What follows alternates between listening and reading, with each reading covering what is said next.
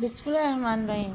حضرت عبداللہ بن عباس رضی اللہ تعالیٰ عنہ رسول کریم صلی اللہ علیہ وآلہ وسلم کے چچا حضرت عباس رضی اللہ تعالیٰ عنہ کے بیٹے اور ام المومنین حضرت میمونہ رضی اللہ تعالیٰ عنہ کے بھانجے ہیں۔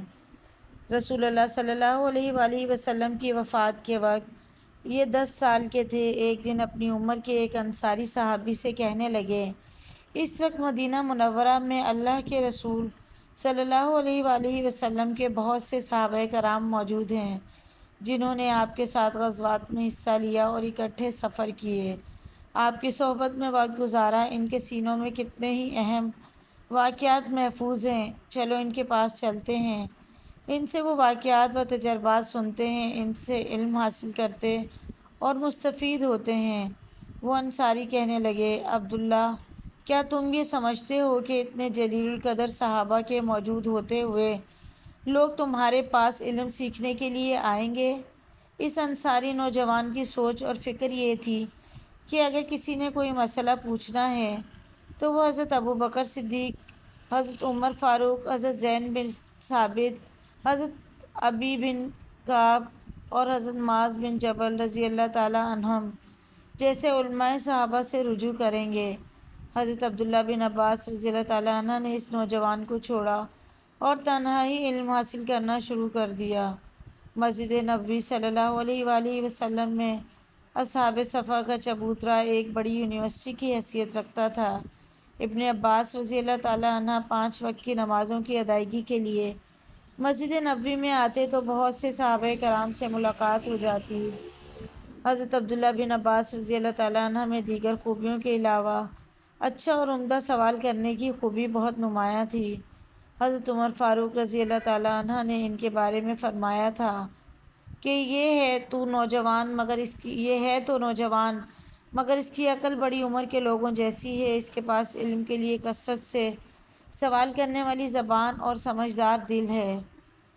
اچھا سوال کرنا بھی فن ہے، اگر شاگرد ذہین ہو تو استاد کو پڑھانے میں مزہ آتا ہے۔ مجھے ایک واقعہ یاد آ گیا، اسے بیان کرنے کے بعد حضرت عبداللہ بن عباس رضی اللہ تعالیٰ عنہ کا واقعہ مکمل کریں گے۔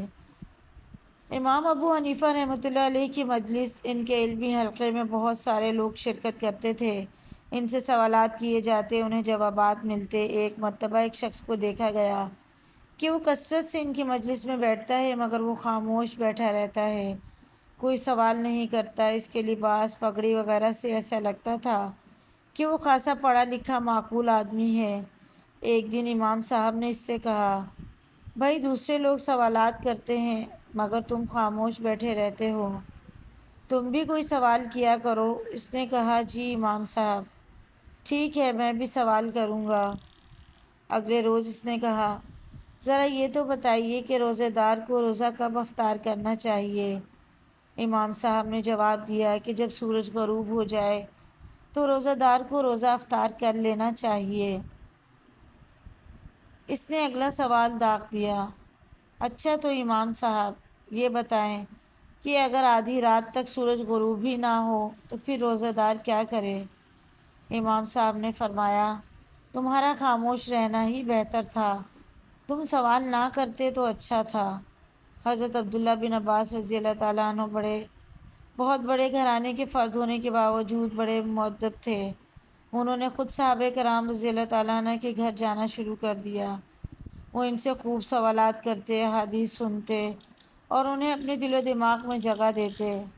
اللہ کے رسول صلی اللہ علیہ وآلہ وسلم نے بھی ان کے لیے متعدد دعائیں کی تھی۔ ایک مرتبہ آپ نے ارشاد فرمایا، اے اللہ، عبداللہ کو دین کی سمجھ عطا فرما۔ دوسری روایت کے مطابق آپ صلی اللہ علیہ وآلہ وسلم نے یہ دعا بھی فرمائی تھی، اے اللہ، اسے قرآن کریم کی تفسیر کا علم عطا فرما۔ اور حضرت عبداللہ بن عباس رضی اللہ تعالیٰ عنہ وہ خوش قسمت شخصیت ہیں کہ جب پیدا ہوئے تو ان کے والد انہیں اٹھا کر اللہ کے رسول صلی اللہ علیہ وآلہ وسلم کی خدمت میں لے آئے۔ آپ صلی اللہ علیہ وآلہ وسلم نے اپنے لعاب دہن سے انہیں گھٹی دی۔ اس طرح سب سے پہلی خوراک جو حضرت عبداللہ کو ملی وہ اللہ کے رسول صلی اللہ علیہ وآلہ وسلم کا مبارک لعاب دہن تھا۔ علم حاصل کرنے کے لیے ابن عباس رضی اللہ تعالیٰ عنہ کے نزدیک صبح و شام یا دوپہر کچھ اہمیت نہیں رکھتے تھے، وہ علم کے پیاسے تھے۔ کتنی بار ایسا ہوا کہ وہ دوپہر کے وقت کسی صحابی سے کسی حدیث یا واقعے کے بارے میں پوچھنے کے لیے ان کے گھر جا پہنچے۔ اگر وہ قیلولہ کر رہے ہوتے تو یہ ان کے گھر کے باہر ہی بیٹھ جاتے اور انتظار کرتے کہ کب صاحب خانہ نیند سے بیدار ہوں اور ان کی بات سنیں، ان کے سوالات کے جوابات دیں۔ بعض اوقات وہ گھر کی چوکھٹ پر ہی لیٹ جاتے۔ گرم اور تیز ہوائیں چلتی تو گرد و غبار سے ان کا چہرہ اٹھ جاتا۔ صحابی قیلولے سے فارغ ہو کر گھر سے باہر نکلتے۔ گھر سے باہر ابن عباس کو دیکھتے تو کہتے، اللہ کے رسول کے چچا زاد، آپ کو خوش آمدید، آپ نے آنے کی کیوں زحمت کی؟ مجھے پیغام بھجوا دیا ہوتا، میں خود حاضر خدمت ہو جاتا۔ حضرت عبداللہ بن عباس رضی اللہ تعالیٰ عنہ جواب میں کہتے، چونکہ ضرورت مجھے ہے اس لیے میں ہی آپ کے پاس آنے کا زیادہ حقدار تھا۔ پھر وہ ان سے سوالات کرتے اور صحابی جوابات دیتے۔ ناظرین، علم حاصل کرنے کے لیے علماء کرام نے بے پناہ قربانیاں دی اور محنتیں کی ہیں۔ ایک عالم دین کا کہنا ہے، مجھے دوران تعلیم ہریسہ، دودھ، گوشت اور دلیے سے بنی ہوئی ڈش کھانے کا بہت شوق تھا۔ میں اس کی خواہش کو ایک مدت تک اپنے دل میں چھپائے رہا۔ بارہا میں نے کوشش کی مگر میں ہریسہ خریدنے میں ناکام رہا۔ جانتے ہیں کیوں؟ اس لیے کہ ہریسہ بیچنے والا اسی وقت آتا تھا جب ہم استاد کے پاس پڑھ رہے ہوتے تھے۔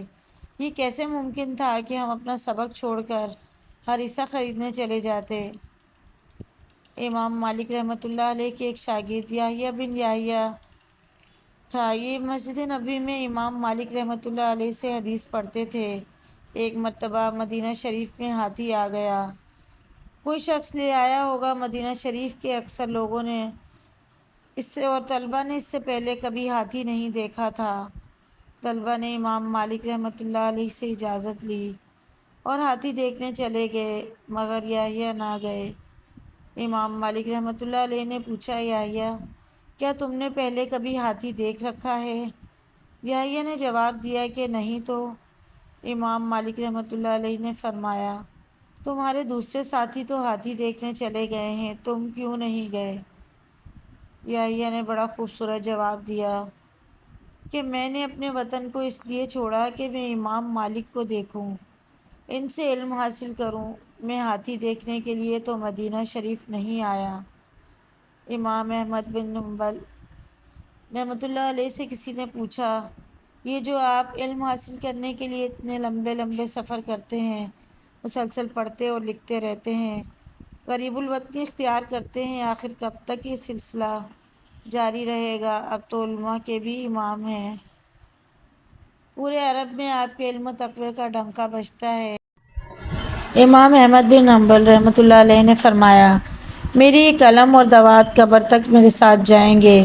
ان واقعات سے ظاہر ہوتا ہے کہ ہمارے اکابرین علم کے اصول کے جذبے سے سرشار تھے۔ اللہ تعالی ہمیں بھی ان کے نقش قدم پر چلنے کی توفیق عطا فرمائے، آمین۔